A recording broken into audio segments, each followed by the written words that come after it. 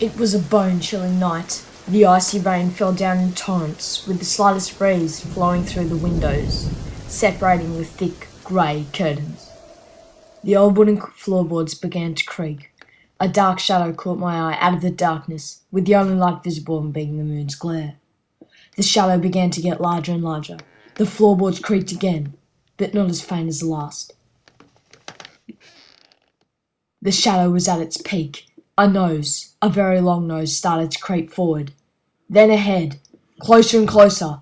It all started to become reality. "Mum, where are you? Help me!" As I lay down in my dark room, looking up at the ceiling, the water leak in the top right hand of the corner was visible under the full moon's bright light. All summer, not a drop of rain, and now this. Not a noise separating the silence of my room, except for the repetitive pattern of the leak. I tried to roll over on my side. The noise would not go away. It was cemented into my brain. The echo was torturous. As I lay still in the darkness, with only a sheet covering my pale, cold body, I knew I had to address yet another problem. An open window bashing against its sill.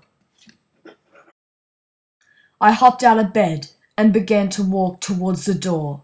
The light from the full moon revealed my path. I knew the cold breeze was coming from the bathroom, since it was blowing straight in from the west. Step by step, I walked along the wooden floor and slipped into the bathroom, passing by the broken tap and the basin covered with dead insects that had entered through one of the many cracks in the roof.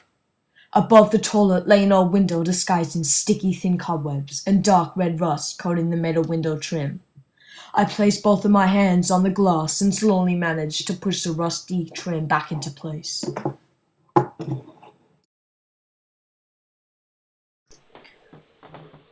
Back to my bedroom step by step, then against the silence, yet another noise caught my attention. A slow creak, which sounded like the old floorboards that lay downstairs. I walked across the hallway, cast my eyes to the left. I could see the weather outside. The winds were gentle, and the rain was falling steadily.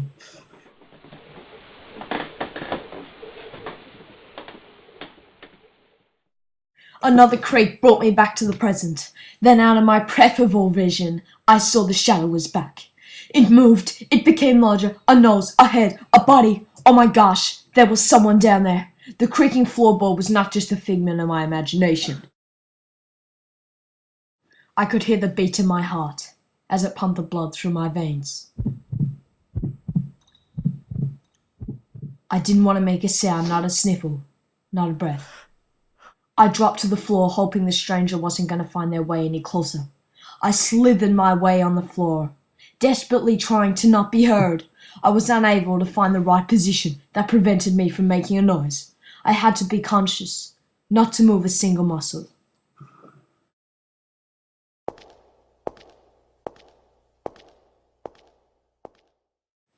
It was dark, silent, only the weather bringing any form of noise. I was petrified, holding my breath and clenching my teeth as hard as I could, hoping not to hear any more movement from another living soul. I listened to a steady pattern, one foot after another, stepping up the stairs. My hands began to sweat, little beads of perspiration forming on my forehead. It was unbearable, my heart pounding like a drum, tensing all my muscles in my body, grinding my teeth. I cast my eyes over to the wall at the end of the hallway. I couldn't take it anymore. I had to let my breath go. It felt good for those 2 seconds. I'm sure I wasn't the only one that heard from the sharp silence that followed. I knew I now had a target on my back. I had been discovered. The footsteps became closer and closer, competing with the deafening rhythm of my heartbeat. The shadows started to appear, and then a hand reaching out for my light switch. And at the same time, a sentence found its way to my coherent thoughts, past the sound of my beating heart. "Charlie, are you still awake?"